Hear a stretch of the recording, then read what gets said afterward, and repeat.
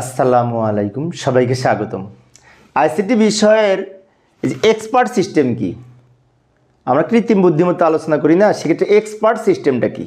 তো expert system হচ্ছে expert এক ধরনের মেশিন, তার কাছ থেকে বিভিন্ন পরামর্শ নেওয়া। যেমন আমি একটা কাজ করতে যেয়ে আটকাই গেছি, আমি কম্পিউটারের মাধ্যমে মেশিনকে জিজ্ঞাসা করে, সেখান থেকে একটা সফটওয়্যারকে জিজ্ঞাসা করে আমি প্রশ্নের উত্তরটা নিয়ে নিলাম এক্সপার্টের কাছ থেকে। তো এই সিস্টেমটাকে এক্সপার্ট সিস্টেম বলে। এবার এখন সংজ্ঞা কীভাবে লিখতে পারি? এইভাবে লিখতে পারি, লক্ষ্য করি। এক্সপার্ট সিস্টেম হলো এক ধরনের সিদ্ধান্ত সমর্থন পদ্ধতি, যার মাধ্যমে ব্যবহারকারীগণ ওই সিস্টেম থেকে প্রশ্ন করে উত্তর জেনে নিতে পারে।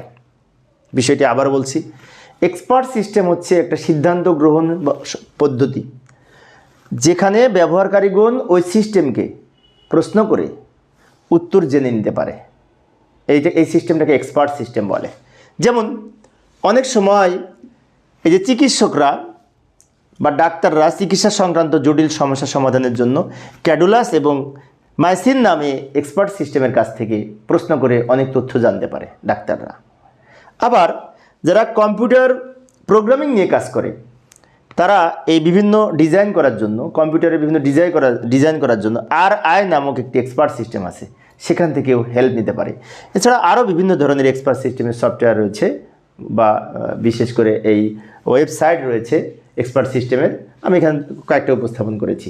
তেমন অনেক শিক্ষার্থীর মনে হতে পারে যে আমরা 1 মার্কের জন্য এত বড় করে লিখব না, 1 মার্কসের জন্য উপরের এইটুকু লিখলেই হবে। তো আমি মূলত একটু ব্যাখ্যা দিয়েছি, কারণ কিছু কিছু প্রশ্ন ব্যাখ্যা বিশ্লেষণ না করলে শিক্ষার্থীদের বুঝতে সমস্যা হয়।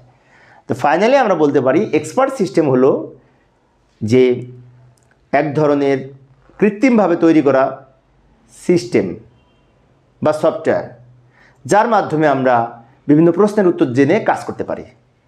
যেমন আমি যদি একটা সমস্যায় পড়ি, যে এক্সপার্ট, তার কাছ থেকে আলোচনা করব।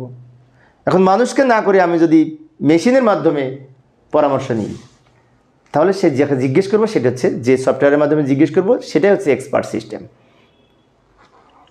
তো প্রিয় শিক্ষার্থী বন্ধুরা, এই ছিল আমার আজকের আলোচনার বিষয়। আমি অল্প অল্প করে একটা করে প্রশ্ন আলোচনা করি শিক্ষার্থীদের অনুরোধে। পরের ক্লাসটি দেখার আমন্ত্রণ রইল। খোদা হাফেজ।